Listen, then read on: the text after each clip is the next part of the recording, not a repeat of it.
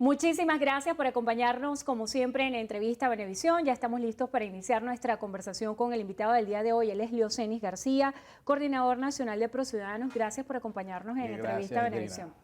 Interesantes temas que analizar con ustedes, sobre todo lo que ha sucedido en las últimas horas, las misivas que se han enviado a Estados Unidos. Hay muchas lecturas en torno a estas cartas enviadas al presidente Joe Biden. Quisiéramos conocer su impresión acerca de esto, que para muchos hace que Venezuela esté en el foco de la burla internacional, en el sentido de que se mandan cartas con contenidos completamente diferentes. Mira, yo celebro lo que ha pasado recientemente, que el embajador Jimmy Story, Castner y Juan González se reunieron con representantes del gobierno de Venezuela. A mí no me escandaliza esa reunión, una reunión estrictamente económica, pragmática, que nos sirve a todos. Le sirve a Estados Unidos, que tiene un problema energético, con la cual Venezuela ha tenido una relación histórica de suministro de petróleo confiable. Nos sirve a los opositores, porque todo este desastre que produjo el tema de sanción y persecución a Petróleos de Venezuela acabó con muchos empresarios que eran financistas nuestros de la oposición. Entonces, en 1957 hubo una restricción que duró 8 años, hasta 1969, que terminó una conversación entre el presidente de Estados Unidos, Johnson, y Raúl Leoni. El presidente Raúl Leoni le dijo al presidente Johnson: presidente, si Estados Unidos no entiende que Venezuela es un aliado fundamental de ustedes, los enemigos de ambos van a terminar operando. Eso terminó pasando en Venezuela. Aquí se cerró las puertas de Estados Unidos, vinieron los rusos, los chinos, los iraníes. De manera que lo que está pasando es beneficioso para el país, es beneficioso para quienes necesitamos hacer un cambio en Venezuela y que no podemos eternamente depender. Porque cuando tú ves esas cartas, ¿no?, que han hecho algunos dirigentes pidiendo que se mantengan las sanciones, una cosa increíble, tú lo que ves es una dirigencia política que solo puede vivir bajo el yugo de los Estados Unidos y el tema de las sanciones. La única política que tienen es la amenaza de las sanciones, y nosotros no podemos tener esa política. Nuestra amenaza tiene que ser que conectamos con las mujeres, que conectamos con los pobres, que conectamos con los movimientos de LGTBI, es decir, con los derechos y las aspiraciones de los ciudadanos. Esa debe ser la gran carta de la oposición. No estar rogándole al secretario de Estado, Blinken, ni a la Casa Blanca, para que Maduro se sienta débil y entonces nosotros poder ser alguien de oposición en Venezuela y poder mostrar. Es una cosa realmente triste. Hablando del diálogo y la posibilidad de que sea reanudado en otras condiciones, ya no se estaría hablando precisamente de un diálogo fuera del país, sino que también con la intervención de otros interlocutores. ¿Qué es lo que se espera? Ha habido fuertes rumores de que en las próximas horas se pudiera dar un anuncio en este sentido. Bueno, lo que yo sé, el presidente de la República, Nicolás Maduro, ha invitado a Miraflores a una serie de actores. Nosotros estamos invitados para las reuniones públicas. Nosotros hacemos parte de la Alianza Democrática y una representación de la Alianza Democrática se reunió con el presidente Maduro. Lo que entiendo que dijo Maduro es que él consideraba que la oposición en privado del G4 representa apenas 30% del patrón electoral en Venezuela, de manera que él cree que hay que darle cabida a otros actores como Fuerza Vecinal, por ejemplo, Alianza del Lápiz, etcétera. Y solo hay un factor pidiendo que la reunión sea en México o fuera del país, que es la gente que está en torno al ex diputado Juan Guaidó. Yo creo que el diálogo tiene que ser en Venezuela. Aquí no hay peligro terrorista, que nos van a poner una bomba, ni que va a estallar un atentado contra quienes estemos sentados. Y que en Venezuela ya no hay polarización. En Venezuela no hay conflicto ¿Cómo político. vislumbra usted esa realidad? Porque Venezuela ha vivido 2 décadas de una polarización muy marcada y en los últimos tiempos hay tendencias que se pudieran considerar, usted siendo periodista lo conoce, matrices comunicacionales que hacen referencia a que en Venezuela la cosa está mejorando, que en Venezuela está la cosa cambiando. ¿Se trata esto de matrices de opinión? ¿Es esto una estrategia mediática o es una realidad? ¿Cómo calibra lo que está sucediendo hoy políticamente hablando en Venezuela? Venezuela no es el Reino Unido que el gobierno pinta, pero tampoco es la Zimbabue ni la Haití que algunos sectores pintan. Es decir, el día que los venezolanos, cualquier joven que me esté viendo, con su sueldo pueda acceder al crédito, tener un carro, una casa, Venezuela habrá mejorado. Pero no es cierto que Venezuela está en la situación de que, bueno, pues vete a las Mercedes, vete a las zonas del este de Caracas y tú verás cómo las cosas están marchando. Pero se habla de burbujas, Leocenis, se habla de que esos son burbujas que no representan a la totalidad de la población. ¿Qué le dice usted a eso? La burbuja que hay es que los venezolanos entendimos que seguimos dependiendo de los políticos, nos vamos a morir de hambre. Que los venezolanos tenemos que dentro de las adversidades desarrollarnos. Los venezolanos se han reinventado, los venezolanos hacen delivery, los venezolanos hacen emprendimiento. El diálogo que va a haber en Venezuela ya no es para discutir un conflicto político, porque es que no hay ningún conflicto político. ¿Dónde está la gente en las calles manifestando, etcétera? Lo que hay es un problema económico, del modelo económico, y los venezolanos está más que claro por todo lo que están haciendo, emprendimientos, empresas, etcétera, que los venezolanos creen en una economía libre, creen en el capitalismo, que rechazan el socialismo como método económico, y yo creo que esta es la discusión que tenemos que dar los venezolanos, de manera que yo estoy muy optimista porque el diálogo político sea un diálogo sobre la economía. El gobierno lo veo haciendo una perestroika, haciendo una crítica, incluso el presidente Maduro ha hablado de la izquierda trasnochada. Entonces, ¿cuál es el reto que tenemos, Endrina? Nosotros los opositores. Yo no sé si nos hemos dado cuenta.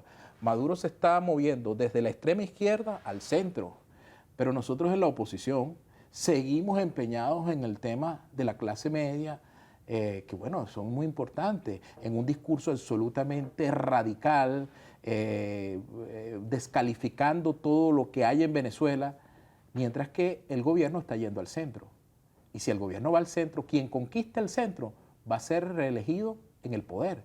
Ese es el gran desafío que tenemos en la oposición. Y mientras nosotros sigamos con estas cosas, como esa carta que apareció, que es una cosa absurda, yo me imagino al embajador Jimmy Story que debe estar persinándose al ver que una gente que él ha apoyado tanto, a todos nos ha apoyado el embajador Story, siempre ha sido muy consecuente ¿De qué manera los ha apoyado a ustedes o en particular en su caso? Bueno,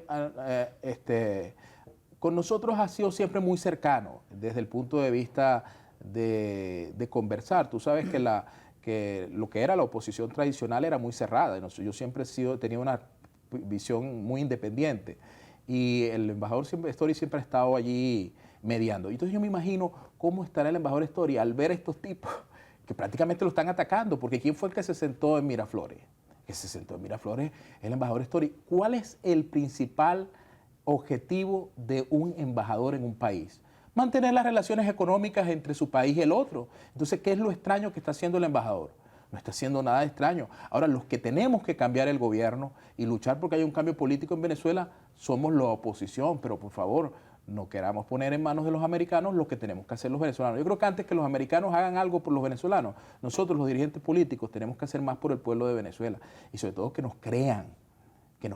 ¿Cómo recuperar esa credibilidad? Una palabra fundamental en estos tiempos, cuando hay mucha gente, que lo hablábamos al principio, ya se está desmarcando de esas posiciones radicales y quiere alejarse de esa polarización. ¿Cómo conquistar la credibilidad? Mira, Endrina, este es un ejemplo. Venevisión se mantiene al aire.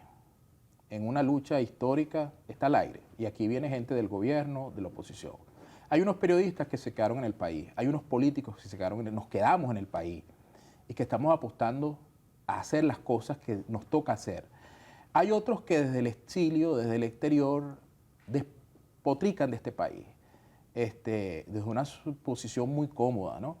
Entonces yo le digo a los venezolanos, mire, cuando usted escuche, porque yo escucho dirigentes que llaman a la gente a una salida de fuerza, por ejemplo. Entonces yo veo, ¿dónde están sus hijos? Están en Estados Unidos. Otros dicen que hay que mantener las sanciones, pero ¿dónde viven? Viven en España. Yo veía el otro día a la periodista, no recuerdo el nombre, Angola, que bueno, prácticamente estaba llorando cuando hubo la reunión entre Miraflores y Washington. Y yo digo, pero ¿por qué hay que llorar si los que más bien hay que celebrar? Que es una reunión. A mí me preocupara que hubiesen dicho que el gobierno de Estados Unidos venía a apoyar a Maduro por siempre, pero yo lo que entiendo, lo ha dicho el propio presidente Maduro, es que hablaron de una negociación estrictamente comercial petrolera. ¿Y a quién está afectando el tema de la destrucción de petróleos de Venezuela? ¿Al gobierno? No, a los más pobres, es al país. Así que eso es que se resuelva ese problema, más bien tiene que ser aplaudido por todos. Hablando acerca de los venezolanos que están en el exterior, hoy está circulando una cifra de la Organización de Naciones Unidas que da cuenta de que hay más de 6 millones de venezolanos que han huido por distintas razones del país. El presidente Nicolás Maduro ha sido enfático en decir que no son 6 millones los venezolanos que se han ido del país. En esto hay una opacidad en cuanto a la cifra oficial de venezolanos fuera. ¿Cuál sería el mensaje para todos los venezolanos que están fuera de nuestro territorio y que aspiran volver al país? Bueno, mira, el mensaje es qué vamos a hacer los políticos. Yo aprovecho esta tribuna tan importante para decirle al gobierno, bueno, están por empezar, entiendo, estas conversaciones públicas, este diálogo público en Venezuela. ¿Qué vamos a hacer nosotros sentados en la mesa? ¿Vamos a discutir que si yo soy negro, tú eres blanco, que si yo soy rojo, tú eres azul? ¿O vamos a discutir el modelo económico? Porque esos 6 millones de venezolanos, según las cifras de Naciones Unidas, se fueron huyendo ¿de qué? Se fueron huyendo del modelo económico. No nos olvidemos qué estaba pasando en Venezuela. Escasez, producto de los controles, etc. El gobierno está dando una muestra de menos intervención, pareciera. Por ejemplo, lo que ha hecho con el tema de la banca da un indicio. Entonces, lo que tenemos que hacer es precisamente el gobierno y la oposición sentarnos a discutir sobre una agenda económica. En la medida que esa agenda económica vaya tocando temas como respeto a la propiedad privada, seguridad jurídica. Entonces, aquellos venezolanos que se fueron seguramente volverán. Entonces, lo que los políticos, la clase política tiene que dar ahora es una muestra de inspiración muy grande. Entiendo que hace 2 semanas en Miraflores estuvo reunido en privado con el presidente de la República, Stalin González y Gerardo Blay. Ojalá que Gerardo Blay y Stalin González también estén en la negociación en Venezuela y podamos discutir sobre el tema que los venezolanos quieren que discutamos. Acerca de esa negociación, ¿qué características debería tenerse en cuenta para hacer esas rondas de diálogo? ¿Debería ser un diálogo televisado como se hizo en una oportunidad? ¿Quiénes deberían ser los interlocutores? Ya ha hablado de la agenda. En cuanto a lo que se debería tocar, a su juicio, debería ser una agenda más pragmática centrada en lo económico. Yo creo que ningún acuerdo, ningún diálogo verdadero que tenga las cámaras de televisión va a prosperar. Yo creo que tenemos que encerrarnos como los obispos cuando van a elegir los cardenales, cuando eligen al Santo Padre, y solamente salir cuando tengamos un humo blanco, pero sabiendo qué quieren los venezolanos. Todas las encuestas del país dicen que el problema de Venezuela es económico. Y los opositores que tenemos que vamos allí, tenemos que entender que no podemos ir a hacerle la comparsa al gobierno y que tenemos que decirle las cosas al gobierno.